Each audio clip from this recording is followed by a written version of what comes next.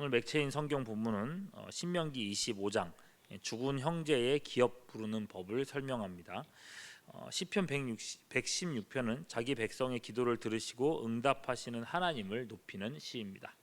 이사야 52장은 유다 포로 회복에 대한 예고입니다.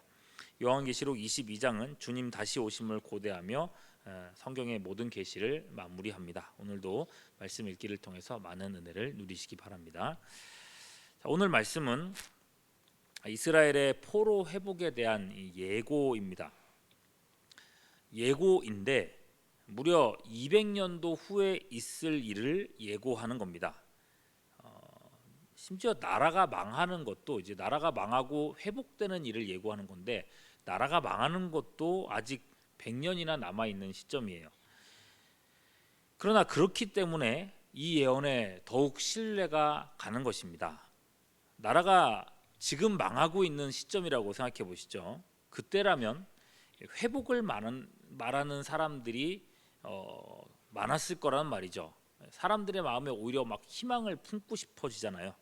실제로 훗날에 유다가 바벨론에 망하고 많은 사람들이 바벨론에 사로잡혀 갔을 때를 보면은 당시에 많은 거짓 선지자들이 우리는 회복된다는 얘기들을 많이 했어요. 우리는 조금 있으면 회복될 거다. 성전이 아직 예루살렘에 있기 때문에 우리는 반드시 곧 회복될 거다. 이렇게 얘기를 했단 말입니다. 헛된 희망을 줬어요. 선지자 예레미야는 포로가 되고 70년이 찰 때까지 포로지에서 정착하고 살아가야 한다라고 계속해서 얘기를 해왔는데 이 거짓 선지자들은 곧 고향에 돌아간다고 70년 기다릴 것도 없이 하나님이 바로 회복시켜 줄 거라고 그러면서 사람들의 정착을 방해했단 말이죠. 이렇듯 나라가 지금 당장 망하고 있는 상황에서는 누구라도 사람들의 어떤 헛된 희망에 기대어서 회복을 얘기하기가 쉽단 말입니다. 그런 말이 사람들에게 어필되기도 쉽고요. 그런데 오늘 말씀은 나라가 건재하고 망할 분위기가 전혀 아닌 상황에서 포로 회복을 노래하고 있단 말입니다.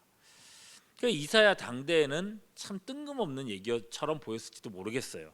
그러나 포로기 유다 백성들, 이 포로로 잡혀가 있었던 또는 그렇죠, 포로로 잡혀가 있었던 유다 백성들의 입장은 전혀 다릅니다. 무려 200년 전 선지자의 응원글이에요.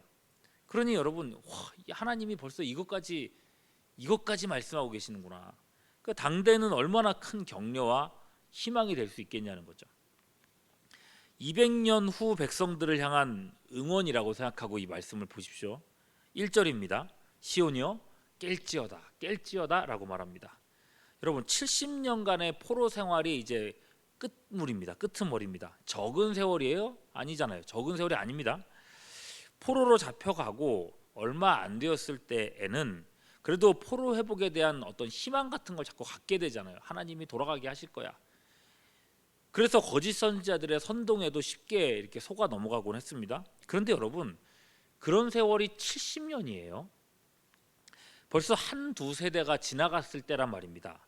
포로로 잡혀왔다는 사실마저도 가물가물해지고 포로지가 오히려 고향으로 느껴질 만한 사람들이 더 많아질 시점이에요. 그런 사람들을 향한 메시지가 뭐예요? 첫 메시지가 깰지어다예요. 깰지어다. 정신이 번뜩 드는 명령이에요. 그렇게 깰지어다라고 시작해서 1, 2절에 7번에 걸친 명령들이 나오는데 여러분 보시면요. 1절부터 깰지어다 두 번 나왔죠? 그 다음에 뭐가 있어요? 내 힘을 낼지어다. 그 다음에 내 아름다운 옷을 입을지어다. 2절 보시면요. 티끌을 털어버릴지어다. 예루살렘이여 일어나 앉을지어다. 내 목에 줄을 스스로 풀지어다. 이렇게 7개의 명령어들이 나오는데 이 명령들을 살펴보면요. 이제 정신 차리고 깨어 일어나서 고향으로 돌아갈 차비를 하라고 말씀하고 있는 것입니다. 돌아갈 준비를 하라. 여러분 깰지어다. 잠자는 이들을 깨우는 말이죠. 여러분 그리고 잠을 깨서 이제 그 누웠던 자리에서 일어나려고 하면은 힘을 내야 되지 않겠습니까? 그러니까 힘을 낼지어다. 그리고 이제 나가야 되는데 옷을 갖춰 입어야 되겠죠. 내 아름다운 옷을 입을지어다. 자 이제 고향으로 돌아가는 일이에요. 2절 보시면은 몸에 티끌을 떨어버리고 그 다음에 일어나 앉으라. 그리고 목의 줄을 스스로 풀라 하는데, 여기에서 이제 일어나 앉으라고 하는 것은 왕위에 앉으라는 말입니다. 왕위에 앉으라. 노예의 근성을 털어버리라는 거죠. 더 이상 목에 줄을 매고 있지 않아도 된다는 것입니다.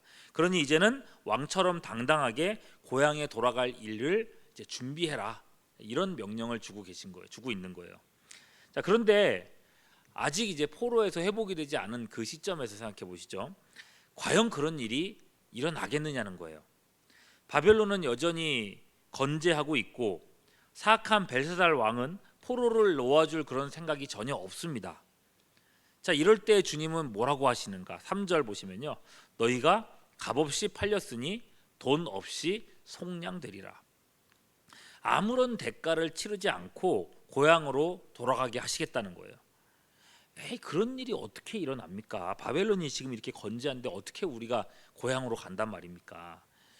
그래, 그러면 어떻게 될지 한번 보자꾸나. 그래서 6절에 보면 뭐라 그래요? 그러므로 내 백성은 내 이름을 알리라. 그러므로 그 날에는 그들이 이 말을 하는 자가 나인 줄 알리라. 내가 여기 있느니라. 자, 이게 내가 여기 있느니라. 그렇죠. 그들은 상상도 못할 일을 만나게 될 겁니다. 하루아침에 세상의 주인이 바뀌는 걸 보게 될 거예요. 바벨론이 망하고 그 자리에 페르시아, 즉 바사가 이제 세상의 패권을 잡게 될 것입니다. 그리고 그 첫 해에 바사왕 고레스가 칙령을 내리게 될 겁니다. 에스라 1장 3절에 그 칙령 내용이 나오죠. 이스라엘의 하나님은 참 신이시라. 너희 중에 그의 백성된 자는 다 유다 예루살렘으로 올라가서 이스라엘의 하나님 여호와의 성전을 건축하라. 그는 예루살렘에 계신 하나님이시라. 하루아침에 나온 명령이라는 것입니다. 상상도 못할 일이 벌어질 거예요. 그 와중에 하나님은 뭐라 그랬어요? 내가 여기 있느니라 라고 했잖아요. 이방의 대왕인 고레스가 뭐라고 얘기했습니까? 그는 예루살렘에 계신 하나님이시라. 내가 여기 있다고 했던 그 말씀을 이방인의 입을 통해서 다시 한번 생각나게 하시는 겁니다. 참으로 이스라엘은 아무런 대가를 지불하지 않고 고향 땅에 돌아가게 된 것입니다. 성전을 건축하고 성벽을 세울 모든 지원을 바사 왕이 보증하게 되죠. 그들은 그저 하나님의 선하신 통치를 외치며 하나님이 통치하신다, 하나님이 다스리신다 이 노래를 하며 고향으로 돌아오기만 하면 된다는 것입니다. 오늘 말씀은 그 일을 예고하고 있죠. 7절에서 10절은 고향으로 돌아가는 백성들의 노래가 될 것입니다. 7절 보십시오.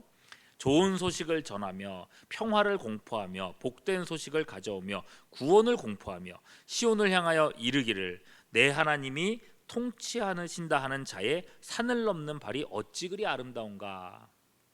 여러분 많이 접했던 본문이라는 생각이 들지 않습니까?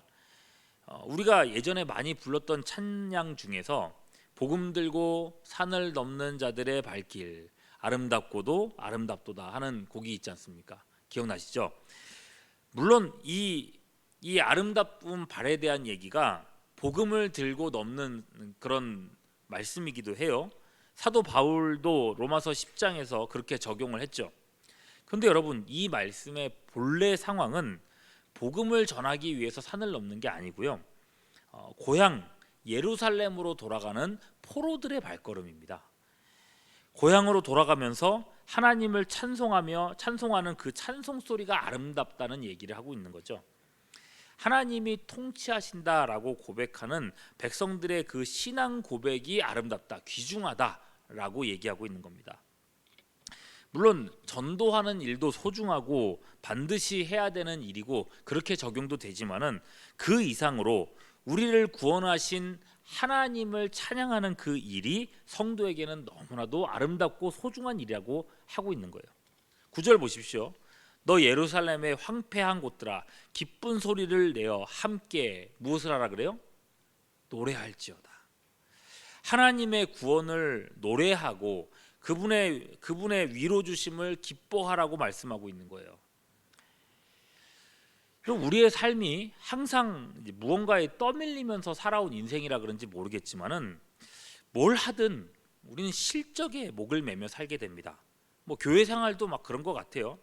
내가 하나님 나라를 위해서 뭔가 이루는 게 있어야 하나님께 영광이고, 대단한 업적을 남겨야 훌륭한 신앙이고, 교회에 뭔가 남다른 공헌을 해야 1등 교인이다, 이렇게 착각들을 합니다. 근데 그렇지가 않아요. 하나님은 절대 그런 분이 아닙니다. 실적에 대해서 말하자면 실적은 하나님이 내셨고 또한 하나님께서 내실 겁니다. 실적이란 것은요, 하나님의 영역입니다. 하나님의 아들께서 십자가 위에서 구원이라고 하는, 말하자면 실적을 내셨고, 택한 백성을 부르시는 그 일도 하나님께서 내실 실적입니다. 하나님은 그 일에 대해서 실패하지 않으실 거예요. 구원받은 우리에게 요구되는 것은 무엇입니까? 그저 천성의 길을 가면서 하나님의 구원을 찬송하는 것입니다. 하나님의 이름을 높여드리고 그를 기뻐하는 것입니다. 매주일 교회의 공예배에 나와서 하나님의 백성들과 함께 우리를 구원하신 그 은혜를 찬송하는 것입니다. 이때조차도 여러분, 내가 중요한 게 아니에요. 내가 어떻게 느끼느냐, 내가 얼마나 감동을 느꼈느냐, 그게 아니에요. 우리를 구원하신 하나님을 마음 모아 찬양하며 함께 한 걸음 더 우리의 본향을 향하여 그 걸음을 내딛는 것이 우리의 본분이란 말입니다. 오늘 말씀도 두 번, 세 번 한번 곱씹어 생각해 보십시오. 전부 다 하나님께서 주도적으로 하시는 일들입니다. 하나님이 속량하시고, 하나님께서 왕들의 마음을 바꾸시고, 하나님께서 정치적인 지형을 움직이시고, 하나님이 길을 만드시고, 하나님이 구원을 이루어 가십니다. 백성들은요, 하나님이 열어놓으신 그 길을 그저 따라 나가기만 하면 된다는 겁니다. 그저 노래하며 나아가면 된다는 거예요. 그래서요, 마무리하는 11절 12절 말씀 보시면 또다시 명령어들이 나오는데, 여러분 여기에도 보면 어떤 실적도 요구하지 않으세요. 무엇만 명령하는가? 아까 1절 2절을 말씀해 봤을 때는 깨어서 일어나라, 떠날 채비를 하라, 그런 명령들이었잖아요. 이제 11절 보십시오. 뭐라고 되어 있는지. 너희는 어떻게 하라고요? 이제 떠나라고 하는 거예요. 떠날지어다, 떠날지어다. 그저 구원의 그 길을, 하나님이 열어놓으신, 닦아놓으신 그 길을 따라서 나아가라고 말씀하고 있어요. 계속 보십시오. 거기서 어떻게 하라고요? 나오고, 부정한 것을 만지지 말지어다, 그 가운데서 나올지어다. 한 번 구원의 길에 들어섰으면 뒤돌아보지 말라고 말씀하고 있는 거예요. 손에 쟁기를 쥐고 뒤돌아보는 사람은 하나님 앞에 합당하지 않다는 겁니다. 그렇게 여러분 떠나가면 그런 인생에는 거칠 것이 없다고 말씀합니다. 왜냐고요? 오래전 출애굽 때에 그 백성들에게 구름 기둥과 불 기둥이 있었지 않습니까? 하나님께서 친히 그들의 길을 인도하시겠다고 약속하세요. 그 그림이 12절이죠. 여호와께서 너희 어디서요?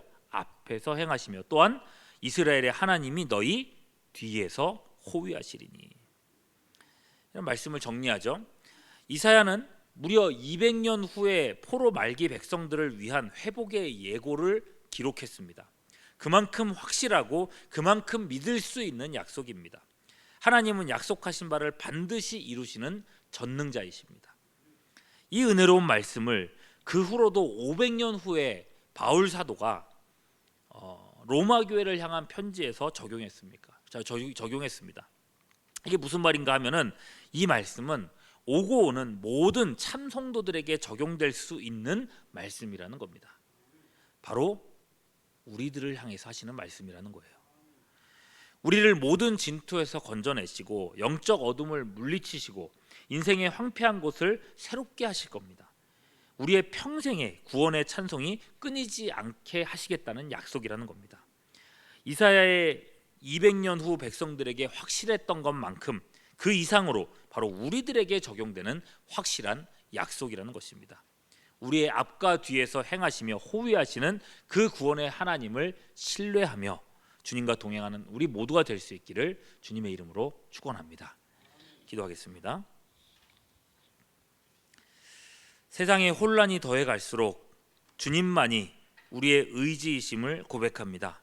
주님, 우리 각 사람 안에 충만하사 이 어두운 세상 속에 함몰되지 않게 하시옵고, 우리 각 사람의 삶을 조명하사 오직 바른 길로만 나아가게 하여 주시옵소서. 구원의 바른 길을 저버리고 헤매는 이들을 돌이켜 주시옵소서.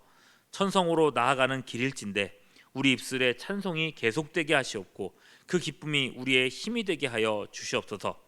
이 아침에도 기도하며 확신하도록 우리를 도우시기를 간구하옵고 우리 구주 예수 그리스도의 이름으로 기도하옵나이다.